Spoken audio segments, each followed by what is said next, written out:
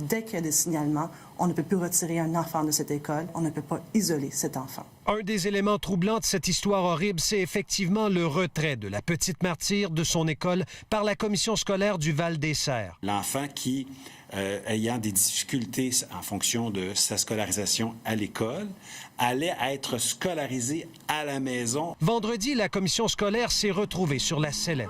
On ne peut jamais se sentir bien.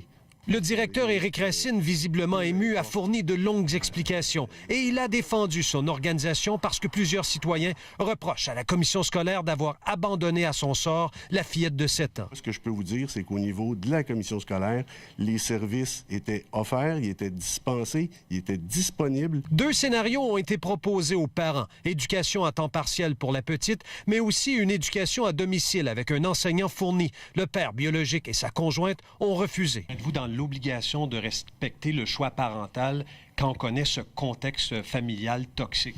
Effectivement, on a le devoir de respecter le choix parental. Par contre, on avait l'obligation de poursuivre à soumettre aux intervenants de la protection de la jeunesse, entre autres, la situation. Autre élément bouleversant, après son retrait de l'école, la fillette s'est retrouvée 24 heures sur 24 en compagnie de sa belle-mère, qui l'avait projetée par terre et tirée par les cheveux en 2017.